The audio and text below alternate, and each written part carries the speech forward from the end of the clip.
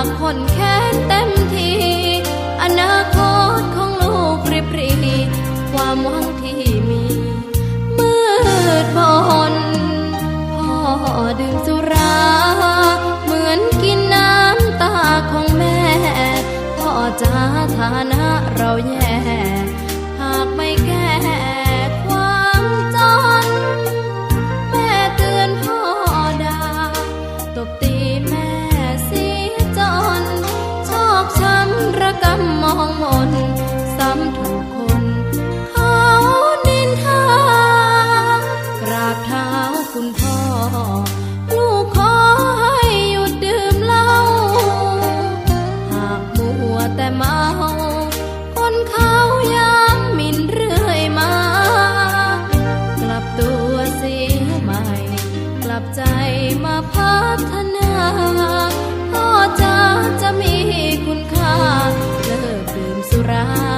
เลิกการพนัน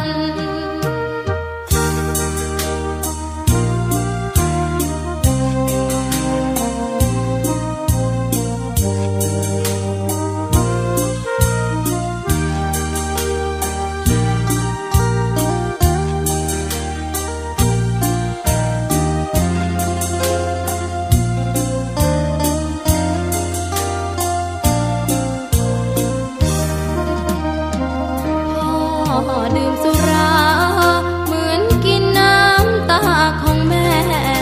พ่อจ๋าฐานะเราแย่หากไม่แก้ความจนแม่เตือนพ่อด่าตบตีแม่เสียจนชอกช้ำระกำมองมนซ้ำถูกคนเขานินทากราบเท้าคุณพ่อลูกขอให้หยุดดื่มเหล้าหากมัวแต่เมาคนเขาย้ำหมิ่นเรื่อยมากลับตัวเสียใหม่กลับใจมาพัฒนาพ่อจะมีคุณค่าเลิกดื่มสุราเลิกการพนัน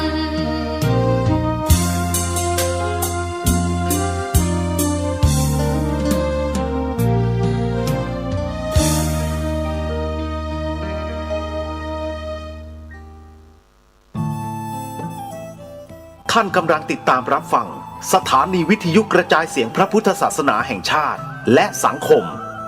คลื่นเพื่อการศึกษาพระพุทธศาสนาและวัฒนธรรมระบบ FM 104.5 เมกะเฮิรตซ์รายการต่อไปเป็นรายการคดีโลกคดีธรรม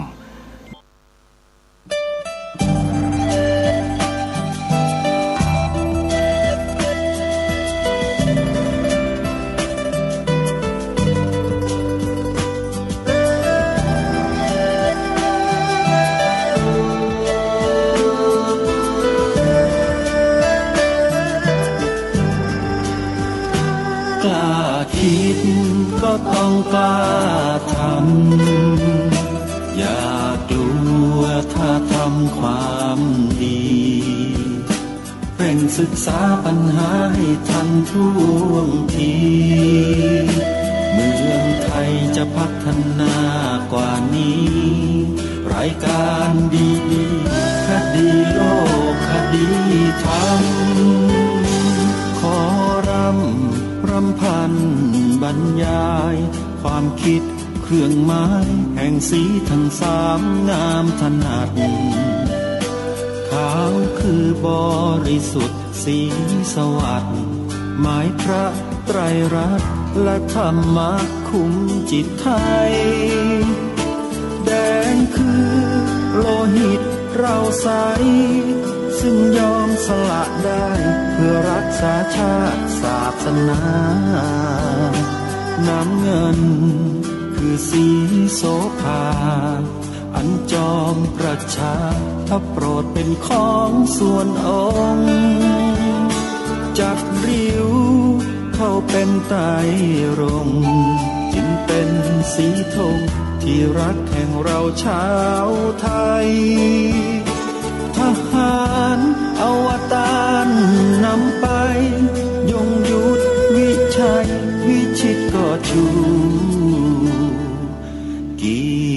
ษยา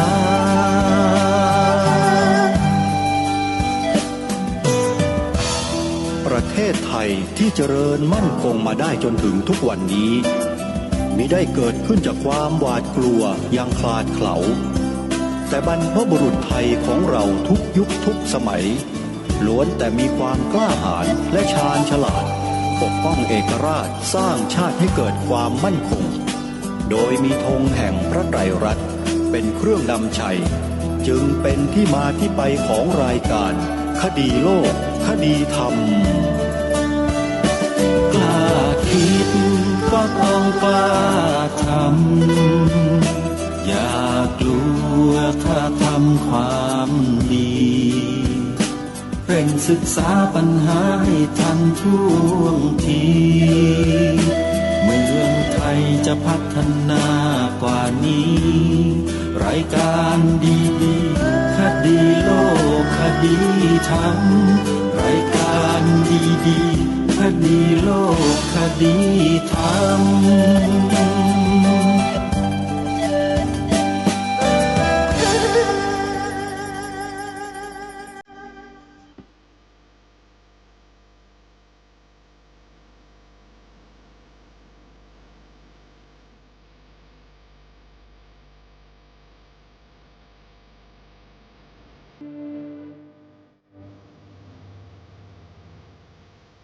ขอกราบ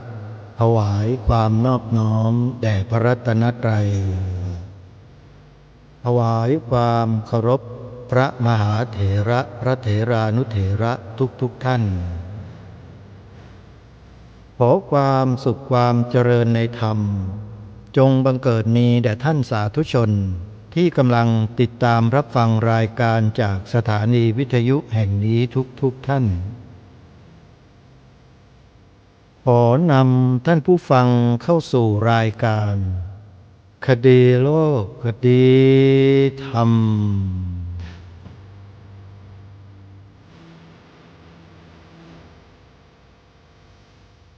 พบกันวันนี้วันแรม11 ค่ำเดือนยี่วันนี้ตรงกับวันพุธที่ 14 มกราคมพระพุทธศักราช 2569 รายการคดีโลกคดีธรรมมีให้ท่านผู้ฟังติดตามรับฟังกันเป็นประจำทุกวันทางสถานีวิทยุพระพุทธศาสนาแห่งชาติคลื่นต่างๆโดยท่านผู้ฟังสามารถติดตามรับฟังรายการนี้ผ่านทางโทรศัพท์มือถือได้โดยการดาวน์โหลดแอปพลิเคชันที่ชื่อว่าวิทยุพุทธศาสนาทั่วไทยแอปพลิเคชันวิทยุพุทธศาสนาทั่วไทยรวบรวมสถานีวิทยุพระพุทธศาสนาไว้ในที่เดียวกันมากถึง48สถานีมีรายการธรรมะต่างๆออนแอร์ออกอากาศตลอด24ชั่วโมงให้สาธุชนเลือกรับฟังได้อิสระไม่ว่าท่านจะอยู่ณที่แห่งหนตำบลใดในโลกก็สามารถเปิดรับฟังสถานีวิทยุพระพุทธศาสนาทั้ง48สถานีนั้นได้อย่างสะดวกจึงขอเรียนเชิญเจริญพรสาธุชนช่วยการแนะนำบอกต่อให้ผู้อื่นดาวน์โหลดแอปพลิเคชันนี้ใครที่ช่วยกันบอกผู้นั้นได้บุญสาธุชนผู้ฟังที่ติดตามรับฟังรายการทุกท่านในวันที่17มกราคมนี้ครูบาอาจารย์เครือข่ายสถานีวิทยุพระพุทธศาสนาแห่งชาติในจังหวัดต่างๆได้ร่วมกันจัดงานปฏิบัติธรรมสัญจรขึ้นณพระธาตุนาดูลอำเภอนาดูล จังหวัดมหาสารคาม ขอเรียนเชิญสาธุชนทุกท่านทุกภูมิภาคของประเทศไทยเดินทางไปร่วมงานดังกล่าวกันงานนี้จะเริ่มจัดกันตั้งแต่เวลา 17 นาฬิกาเป็นต้นไปจนกระทั่งถึงรุ่งเช้าของอีกวันหนึ่งคือเช้าวันที่ 18 มกราคมงานนี้มีการจัดสวดมนต์ภาวนาเจริญจิตภาวนาฟังเทศน์ฟังธรรมตลอดทั้งคืนจึงขอเรียนเชิญสาธุชนร่วมงานกันท่านใดจะร่วมสนับสนุนโรงทานอาหารน้ำดื่มเครื่องอำนวยความสะดวกอื่นๆที่ประกอบกับการจัดงานก็สามารถมีส่วนร่วมได้ติดต่อขอร่วมบริจาคทำบุญได้ที่วัดศรีอุดมวงศ์อำเภอวังสะพุงจังหวัดเลยหมายเลขโทรศัพท์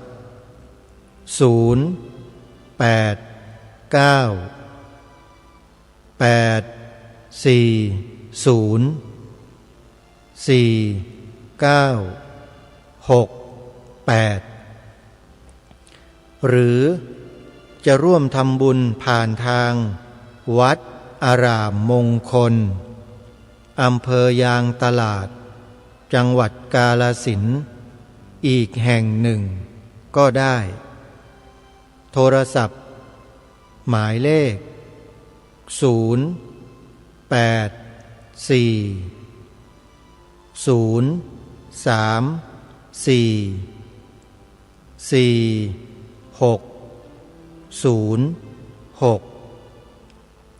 และ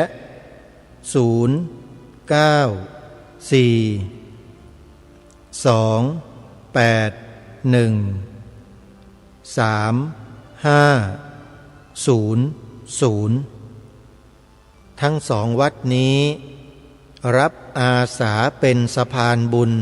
ให้กับญาติโยมสาธุชนโดยทั่วไปถึงแม้ว่าท่านใดจะไม่สามารถเดินทางไปร่วมงานได้แต่ก็สามารถทำบุญมีส่วนร่วมกับงานนี้ได้นะโยมนะสำหรับท่านใดที่ต้องการจะเดินทางมาร่วมงานครูบาอาจารย์ในวัดต่างๆที่เป็นเครือข่ายสถานีวิทยุพระพุทธศาสนาท่านก็ได้จัดรถไว้คอยรองรับสาธุชนเดินทางมาร่วมงานด้วยท่านใดที่อยู่จังหวัดเลยท่านสามารถเดินทางร่วมกับคณะครูบาอาจารย์มาได้2 แห่งแห่งแรกคือวัดศรีอุดมวงศ์ตำบลศรีสงครามอำเภอวังสะพุงจังหวัดเลยหมายเลขโทรศัพท์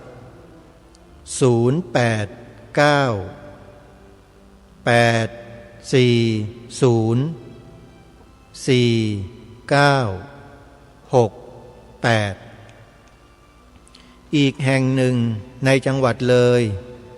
ที่จัดรถไว้บริการญาติโยมก็คือวัดป่าจริยธรรมตำบลนาดอกคำอำเภอนาด้วงจังหวัดเลยหมายเลขโทรศัพท์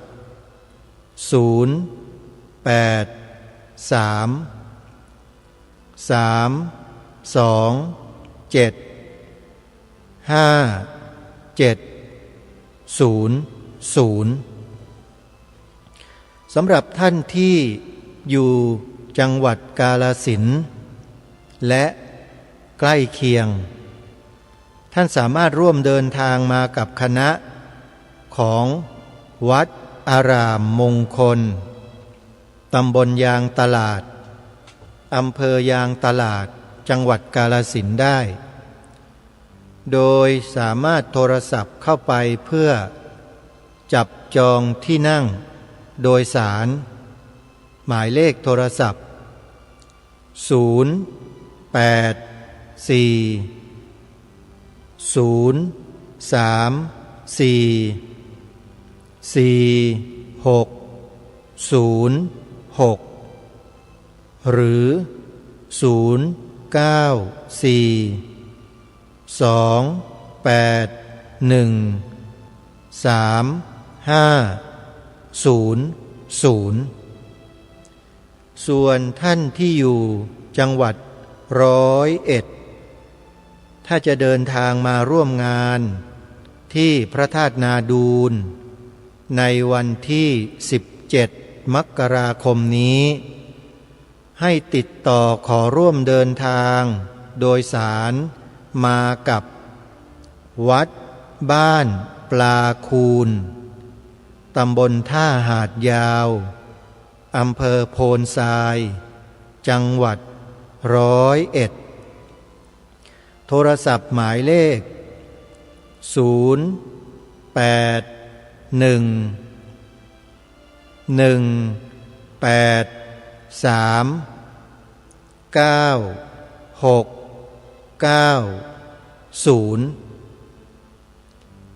วนท่านที่อยู่จังหวัดสุรินทร์ถ้าต้องการจะร่วมเดินทางมากับหมู่คณะก็ติดต่อไปได้ที่อุทยานธรรมวังวิโมกข์ตำบลไผ่อำเภอรัตนบุรีจังหวัดสุรินทร์ของท่านพระอาจารย์สอนเพชรจันทะโชโตนะสามารถโทรไปที่หมายเลขโทรศัพท์081-356-8550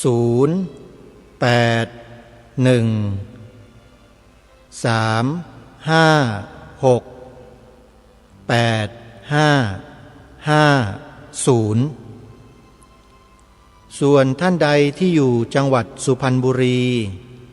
ถ้าต้องการจะร่วมเดินทางมากับหมู่คณะสามารถติดต่อไปได้ที่วัดท่าพระยาจักรอำเภออู่ทองจังหวัดสุพรรณบุรีผู้ที่จะ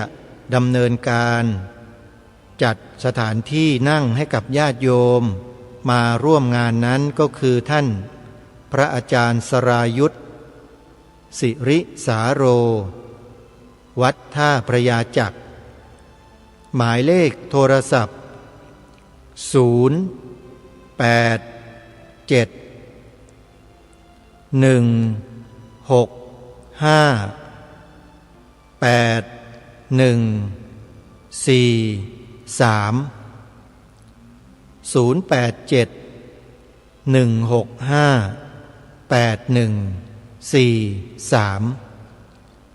หรือท่านใดที่อยู่จังหวัดอุบลราชธานี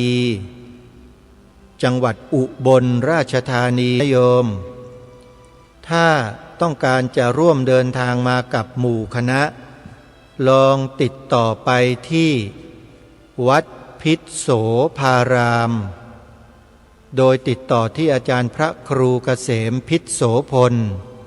ผู้อำนวยการสถานีวิทยุพระพุทธศาสนาวัดพิษโสภารามดูนะวัดพิษโสภารามนั้นอยู่ที่ตำบลแก้งเหนืออำเภอ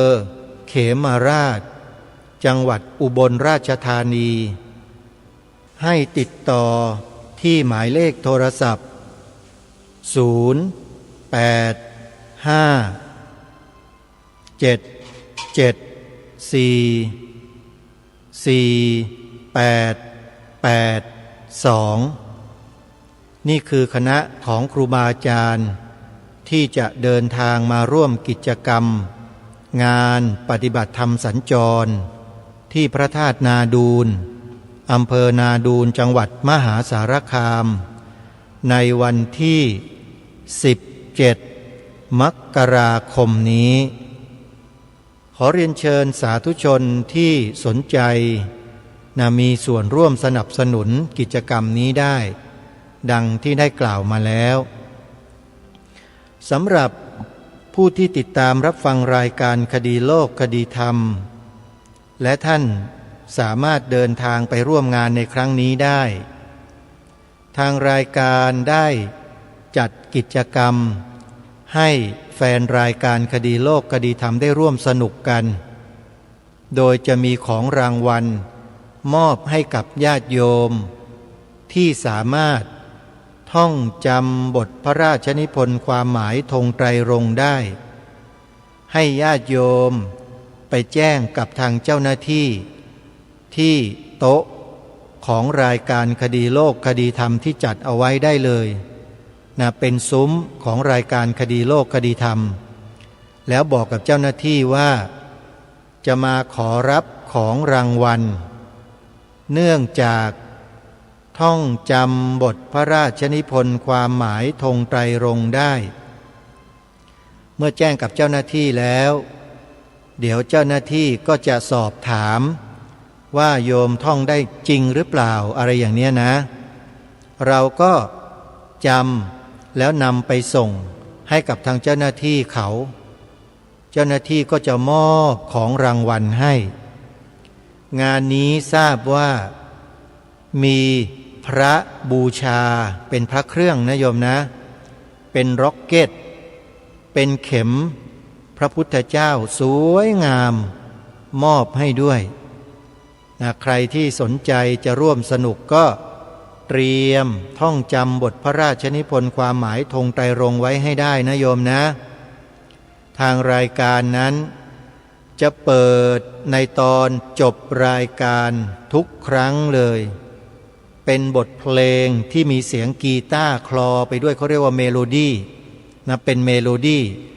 เป็นต้นเสียงของเพลงคดีโลกคดีธรรมนั่นเองอันนั้นแหละคือบทพระราชนิพนธ์ความหมายธงไตรรงค์ถ้าหากญาติโยมสามารถท่องจำได้ไปร่วมงานในครั้งนี้ก็ไปรับของรางวัลจากรายการคดีโลกคดีธรรมได้เลยนะญาติโยมแจกให้ฟรีนะแจกให้ฟรีไม่เก็บเงินไม่อะไรทั้งนั้นโยมขอเพียงว่าท่องจำบทพระราชนิพนธ์ความหมายธงไตรรงค์ให้ได้แล้วไปรับของได้เลยท่องให้ขึ้นใจนะต้องท่องให้ขึ้นใจห้ามไม่ให้ดูหนังสือไม่ให้ดูตำราใดๆทั้งสิ้นเพราะฉะนั้นถ้าใครต้องการจะรับของรางวัลก็ท่องจำบทพระราชนิพนธ์ความหมายธงไตรรงค์ไปส่งให้อาตมาที่งานด้วยนะโยมนะ17 มกราคมศกนี้ไปพบกันที่งานปฏิบัติธรรมสัญจรณพระธาตุนาดูลอำเภอนาดูลจังหวัดมหาสา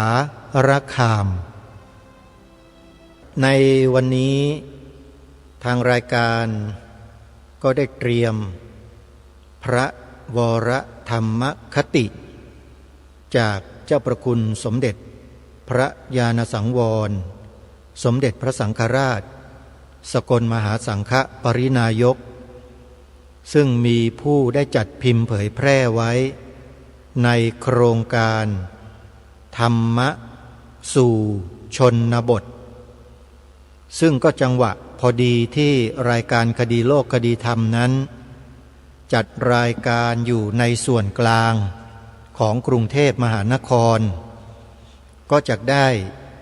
น้อมนำพระวรธรรมคติของเจ้าประคุณสมเด็จตามที่เจ้าของโครงการธรรมะสู่ชนบทได้มีความมุ่งหวังที่จะเผยแผ่พระธรรมคำสอนไปสู่ชนบทต่างๆที่กำลังติดตามรับฟังกันอยู่ณขณะนี้ก็จะได้สดับรับฟังไปพร้อมๆกันพระวรธรรมคติที่เจ้าประคุณสมเด็จท่านได้ประทานไว้ให้แก่ปวงชนชาวไทยของเรานั้นเป็นพระวรธรรมคติที่ไม่ยาวมากสั้นๆแต่ก็ไม่สั้นจนเกินไป พอที่จะทำให้เรานั้นได้เข้าใจในพระวรธรรมคตินั้นได้เป็นอย่างดี ซึ่งวันนี้จะได้นำมาอ่านให้สาธุชนได้ฟังกัน การที่เราได้สดับรับฟังคำของพระมหาเถระผู้ทรงคุณอันสูงส่งอย่างสมเด็จพระสังฆราชถือว่าหาโอกาสที่จะได้สดับรับฟังนั้นยากมากในวันนี้เดี๋ยวเราจะได้มาติดตามรับฟังไปพร้อมๆกันก่อนอื่นขอแจ้งข่าวแจ้งเตือนญาติโยมพุทธบริษัทของเราสักนิดหนึ่งก่อนว่าในช่วงระยะเวลานี้เนี่ยนะโยมในเรื่องของสุขภาพเป็นสิ่งที่จำเป็นและสำคัญมากถ้าไม่ประมาทจนเกินไปก็ขอบอกกับญาติโยมสาธุชนว่าในช่วงนี้อากาศมันเปลี่ยนแปลงเร็วอยู่ๆมันก็หนาวเหน็บลงมาอย่างสุดขั้วเลยทำให้ญาติโยมสาธุชนเราโดยเฉพาะผู้สูงอายุมีอาการป่วยไข้กันระงมต้องระมัดระวังทำสุขภาพเราร่างกายของเราเนี่ยให้อบอุ่นเอาไว้นะโยมใส่เสื้อผ้า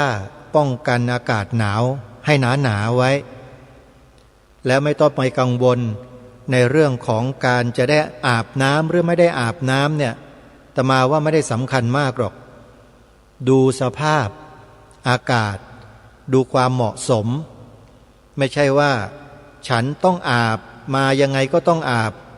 พอปะทะกับน้ำที่เย็นจัดสุขภาพเราก็เสียได้เพราะฉะนั้นในช่วงนี้ให้ใช้ชีวิตด้วยความระมัดระวังกันให้มากๆนะโยมนะขนาดอาตมาภาพนั่งทำรายการอยู่ที่กรุงเทพมหานครแท้ๆนะโยมอากาศยังหนาวขนาดนี้เลยแล้วที่ต่างจังหวัดจะขนาดไหนลองคิดดูที่สวนป่าสามัคคีธรรมอำเภอจอมพระจังหวัดสุรินทร์ที่อาตมาภาพไปดำเนินการปลูกป่าเอาไว้เนี่ยลองเช็คดูอุณหภูมิในวัน2 วันที่ผ่านมาเนี่ยลดลงหวบหาบจาก23 องศาตอนนี้กลายเป็น11 องศาญาติโยมลดลงมาถึง12 องศาหวบหาบเลยแล้วอย่างนี้จะไม่ป่วยไม่ไข้กันได้อย่างไรสำหรับญาติโยมที่ไม่ได้เตรียมตัวระวังป้องกันตนเองไว้เพราะฉะนั้นต้องขอบอกนะโยมในปีนี้นะปีพระพุทธศักราช 2569 นี้อาตมาภาพพูดมาหลายครั้งแล้วว่าโลกของเราเนี่ยจะมีอะไรเปลี่ยนแปลงไปเยอะไม่ว่าจะเป็นเรื่องของสิ่งแวดล้อมดินฟ้าอากาศน้ำอาหารเศรษฐกิจสังคมจนกระทั่งไปถึงสงครามซึ่งมันจะเกิดขึ้นในปีนี้แหละแต่อย่าเพิ่งเชื่ออาตมานะเพราะว่าสิ่งที่อาตมาภาพกล่าวเนี่ยกล่าวตามของกระแสที่กำลังมีอยู่ในโลกโซเชียลมีทั้งนักวิทยาศาสตร์มีทั้งนักพยากรณ์ศาสตร์มีทั้งนักไสยศาสตร์มีทั้งนักอุตุนิยมวิทยานักอากาศอะไรทั้งหลายทั้งปวงที่เขาทำการศึกษาค้นคว้าวิจัยวิเคราะห์แล้วก็คาดเดาต่างก็กล่าวตรงกันว่าในปีพระพุทธศักราช 2569 นี้โลกเรามนุษย์ในโลกของเราเนี่ยจะได้พบเจอกับการเปลี่ยนแปลงครั้งใหญ่คืออะไรไม่ทราบแต่เพื่อความไม่ประมาท ขอให้พวกเราทั้งหลายที่เป็นคนไทยเนี่ยนะ เราจงมีสติให้ตั้งสติเตรียมไว้รองรับไว้เหมือนอย่างญาติโยมชาวจังหวัดอุบลราชธานีศรีสะเกษสุรินทร์บุรีรัมย์จังหวัดปราจีนบุรีสระแก้วที่อยู่ตามตะเข็บชายแดนเนี่ยไม่เคยคาดคิดเลยใช่ไหมว่าจะต้องมาวิ่งหนีระเบิดไปอยู่ในศูนย์อพยพกันใช่ไหมนั่นแหละลักษณะเดียวกันเลยท่านผู้ฟังเพราะฉะนั้นให้เราตั้งตัวไว้เตรียมตัวไว้ป้องกันไว้รักษาจิตใจของเรานี่แหละสำคัญที่สุดสิ่งภายนอกอะไรต่อไม่อะไรมันจะเกิดแบบไหนจะเป็นอย่างไรก็ขอให้เราได้รู้ไว้ว่ามันเป็นการเปลี่ยนแปลงภายนอกซึ่งเราไม่สามารถจะบังคับไม่ให้เป็นไปอย่างนั้นน่ะเราบังคับไม่ได้แต่เราสามารถดูแลจิตใจของเราไม่ให้หวั่นไหวไปตามสิ่งที่มันเปลี่ยนแปลงเหล่านั้นได้นี่แหละคือสิ่งที่อยากจะบอกกับพวกเราท่านทั้งหลายว่าอย่าวิตกอย่ากังวลไปกับกระแสเหล่านี้เขาจะทำนายอย่างไรเขาจะวิเคราะห์อย่างไรเขาจะตั้งสมมุติฐานอย่างไรเราก็ฟังไว้ฟังแล้วเราก็ใช้ปัญญาพิจารณาดูรอบตัวของเราที่เราอยู่อาศัยเนี่ยตรงไหนที่ไหนมีสถานที่อะไรช่องทางที่จะต้องไปเมื่อเกิดเหตุการณ์อะไรเราจะทำอย่างไร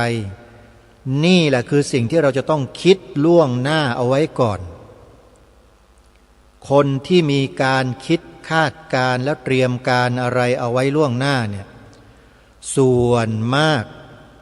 จะปลอดภัยและพ้นจากภัยเหล่านั้นได้เพราะมีการเตรียมการไว้ศึกษาลู่ทางไว้หมดแล้วกรณีนี้ก็เหมือนกันเราอยู่ณจุดไหนของประเทศของโลกแล้วเขาว่าไว้อย่างไรสมมุติเขาพูดเรื่องน้ำท่วมเนี่ยมันท่วมขนาดไหนแล้วครูบาอาจารย์เราก็ดีที่เป็นพระสงฆ์นะที่ท่านทำนายไว้ว่ามันจะท่วมขนาดนั้นขนาดนี้นอสตราดามุสบาวาวันก้าหรือใครก็แล้วแต่ที่เป็นนักทำนายทายทักและมันตรงเพ่งๆเนี่ยเขากล่าวไว้อย่างไรเราก็ต้องไปฟังไปดูข้อมูลเหล่านั้นไว้ดูเพื่อเราจะได้มาเตรียมการเอาไว้แต่ไม่ได้ให้ตื่นตูมนะถ้าใครตื่นตูมเนี่ยก็แปลว่ายังไม่ใช่ก็ยังประมาทอยู่เขาเรียกว่าประมาทเกินเหตุนะวิตกกังวลเกินไปเขาจะเกินไปอยู่ตามปกติให้ฝึกฝนอบรมตนเอาไว้เรื่อยๆให้มีสติสัมปชัญญะเจอเหตุการณ์อะไรๆมากระทบทางตาหูจมูกลิ้นกายใจเราก็ฝึกจิตของเราใช้สติกำหนดรู้ดูให้เท่าทันอาการที่มันมากระทบแล้วมันดับไปกระทบแล้วมันดับไปกระทบแล้วมันดับไปมันเป็นอยู่อย่างเงี้ยตลอดกาลเลยไม่มีอะไรเลยที่มันเกิดมาแล้วไม่ดับตาหูจมูกลิ้นกายใจเรามันก็เกิดดับรูปเสียงกลิ่นรสสัมผัสธรรมารมณ์มันก็เกิดดับแต่เรายังจับมันไม่ได้ยังรู้ไม่เท่าทันมันเราก็เลยต้องวิตกกังวลอยู่อย่างนั้นแหละเดี๋ยวก็กลัวเดี๋ยวก็สั่นเดี๋ยวก็คร้ามเดี๋ยวก็กังวลเดี๋ยวก็สงสัยมีแต่อกุศลอยู่ในจิตตลอดเวลาเพราะเราไม่ได้ฝึกฝนจิตของเราเอาไว้คนที่ไม่ได้ฝึกฝนเนี่ยส่วนมากก็มักจะตระหนกตื่นตระหนกตกใจกระต่ายตื่นตูมเสร็จแล้วก็ช็อกตายก็มียังไม่ทันทำอะไรเลยช็อกตายก่อนหัวใจวายตายก็มีแต่คนที่เขาฝึกฝนมาดีเนี่ยเขาตั้งสติของเขาได้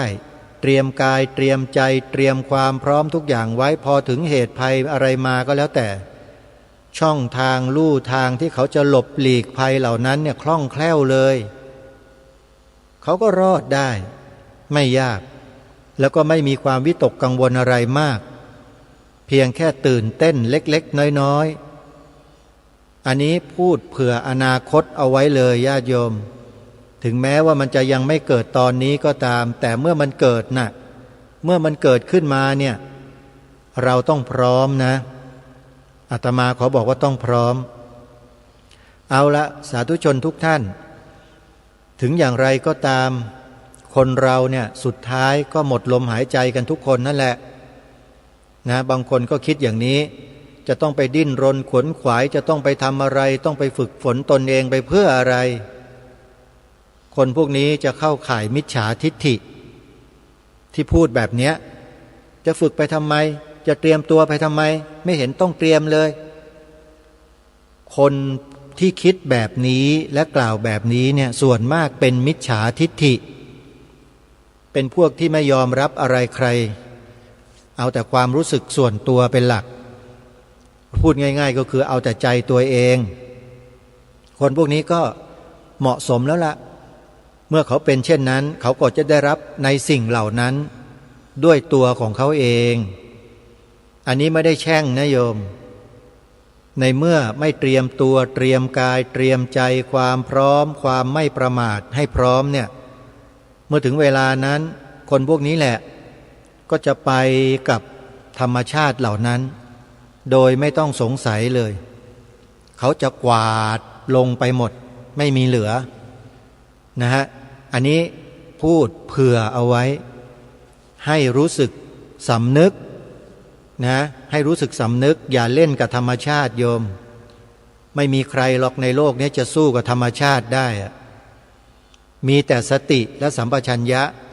มีแต่ปัญญาที่พระสัมมาสัมพุทธเจ้ามอบให้เรานี่แหละสู้ได้มันสู้ได้ถึงข้ามภพข้ามชาตินู่นน่ะพูดแบบนี้ก็หาว่าเป็นการพูดไสยศาสตร์อีกละมั้งเนี่ยมีใครคิดอย่างนั้นหรือเปล่าไม่ใช่ไสยศาสตร์นะสิ่งที่พระสัมมาสัมพุทธเจ้าตรัสรู้และตรัสสอนพวกเราเนี่ยดีกว่ายิ่งกว่า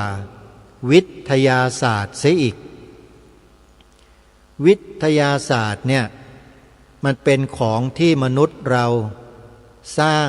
ทำผลิตขึ้นมาโดยกลุ่มที่เรียกว่าอลูมินาติคราวที่แล้วนี่อาตมาพูดผิดนะโยมอนูนากิแต่จริงๆแล้วกลุ่มคนที่ทำให้เทคโนโลยีสมัยใหม่ทันสมัยแบบรวดเร็วเร่งด่วนทำอะไรก็สะดวกสบายมาถึงทุกวันนี้ได้เนี่ยก็คือพวกอลูมินาตินะโยมนะไม่ใช่อนูนากินะต้องขออภัยด้วยขอแก้เลยวันนี้นั่นแหละกลุ่มคนเหล่านั้นแหละเขาทำมาสร้างขึ้นมาเพื่ออะไรเพื่อควบคุมมนุษย์ในโลกให้อยู่ในระบอบระเบียบตามที่เขากำหนดกฎเกณฑ์เอาไว้มันจึงทำให้เกิดตำราเรียนเกิดสถาบันการศึกษามหาวิทยาลัยต่างๆขึ้นมาทั่วทั้งโลกและเมื่อประเทศไทยเราถูกคุกคามด้วยนักล่าอาณานิคมที่เป็นลูกมือของอลูมินาติเนี่ยแหมพูดอย่างนี้ญาติโยมก็ไม่รู้จักเนาะอาตมาก็ศึกษามานะโยมได้ยินได้ฟังได้ค้นคว้าศึกษามาพอสมควรก็จะนำมาเล่าให้ฟังนิดหน่อยแต่อย่าไปยึดมั่นถือมั่นมันมากนะโยมมันเป็นเพียงสิ่งที่เขามีการศึกษาค้นคว้ากันมาคนกลุ่มหนึ่งแล้วเมื่อเขารู้ข้อมูลแล้วเขาก็ถ่ายทอดต่อๆกันมาอาตมาก็ไปดูไปฟังไปศึกษาไปเรียนรู้ทำความเข้าใจเทียบเคียงกับคำสอนของพระสัมมาสัมพุทธเจ้า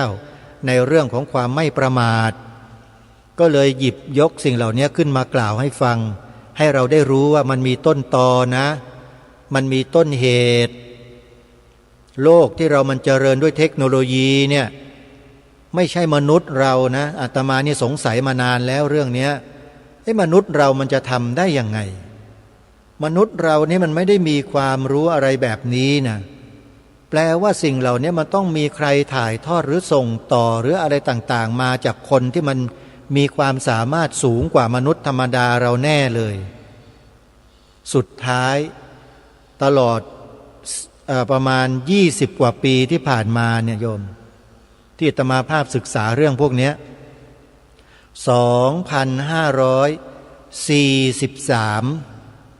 เริ่มต้นของการเข้าไปคลุกคลีอยู่กับข้อมูลพวกนี้แล้วก็ตามมาโดยตลอดแบบเงียบๆไม่เคยพูดแบบนี้หรอกในรายการน่ะมาวันนี้ปีนี้69นี่แหละที่กล้าพูดออกมาเพราะปีนี้มันจะเกิดเหตุการณ์อะไรหลายๆอย่างขึ้นในโลกของเราเนี่ยอย่างที่เราไม่เคยคาดคิดกันมาก่อนก็เลยนำมาพูดเพราะฉะนั้นระบบการศึกษาระบบการเมืองระบบเศรษฐกิจสังคมระบบอะไรก็แล้วแต่ที่มันมีอยู่ทั่วทั้งโลกที่มนุษย์ในโลกเราต้องไปเข้าสู่ระบบพวกนี้อลูมินาติพวกนี้แหละเป็นคนทำให้เกิดขึ้นและมนุษย์เราก็เดินตามสิ่งเหล่านี้กันมาเป็นร้อยปีหลายร้อยปีที่ผ่านมาปัจจุบันนี้คนเริ่มรู้แล้วมนุษย์กลุ่มหนึ่งเขานำมาบอกนำมาเปิดเผยและมีหลักฐานด้วยนะโยมอาตมาก็ติดตามอยู่ตลอดเวลามีญาติโยมบางท่านบางคนสงสัยอาตมานะโดยเฉพาะญาติโยมที่ช่วยงานช่วยการกันอยู่เนี่ยสงสัยอาตมาว่าทำไมไม่เรียนหนังสือทำไมไม่เรียนมหาวิทยาลัยอาตมาก็นึกถึงใครรู้ไหมนึกถึงพระอาจารย์ของอาตมาที่สอนบาลีใหญ่อะพระอาจารย์มหาสมปองมุทิโตอาตมาเคยถามท่านพระอาจารย์ทำไมพระอาจารย์ไม่เรียนมหาวิทยาลัยสงฆ์อ่ะพระอาจารย์ท่านก็ตอบพอตอบเท่านั้นแหละทำให้อาตมาภาพได้ความคิดขึ้นมาใหม่แล้วก็นึกถึงคำของหลวงพ่อพุทธทาสภิกขุที่ฟังมาโดยตลอดท่านพูดอยู่ประโยคนึงวลีนึงอาตมาภาพก็จำมาตลอดชีวิตเลยจนถึงทุกวันนี้แล้วก็จะจำไปจนตายนั่นแหละท่านพูดว่าการศึกษาแบบหมาหางด้วนเมื่อมาได้ยินพระอาจารย์มหาสมปองมุทิโตเจ้าอาวาสวัดวิหารธรรมตำบลโสมเยี่ยมอำเภอน้ำโสมจังหวัดอุดรธานีพระอาจารย์สอนบาลีใหญ่อาตมาได้พูดปฏิเสธการไม่เข้าเรียนมหาวิทยาลัยสงฆ์ด้วยเหตุผลบางประการอาตมาภาพก็เลยมั่นใจแนวคิดของตนเองในขณะนั้นขึ้นมาทันทีว่าโอ้โชคดีเหลือเกินที่เราไม่ตกลงไปอยู่ในข่ายของอลูมินาติที่เขาได้ชักใยเรื่องพวกนี้อยู่ข้างหลังอาตมาก็เลยสบายใจทุกวันนี้ใครจะพูดดูถูกดูหมิ่นว่าอาตมาเป็นคนที่ไม่มีความรู้ต่ำความรู้ด้อยความรู้น้อยสาธุที่กล่าวถูกต้องอย่างนั้นดีมากอาตมาเป็นคนประหลาดไหมโยมจบแค่ประถมปีที่6พอแล้วก็ไม่ได้ไปขวนขวายศึกษาเล่าเรียนไม่ใช่ไม่ขวนขวายนะพยายามแล้วไปนั่งเรียนมัธยมเข้าเรียนมัธยมปีที่1ที่โรงเรียนหนองแหนวิทยาที่บ้านของโยมแม่นี่แหละตอนนั้นย้ายไปอยู่ที่นั่นมีคนส่งเรียนด้วยนะเท่าแก่ฟาร์มหมู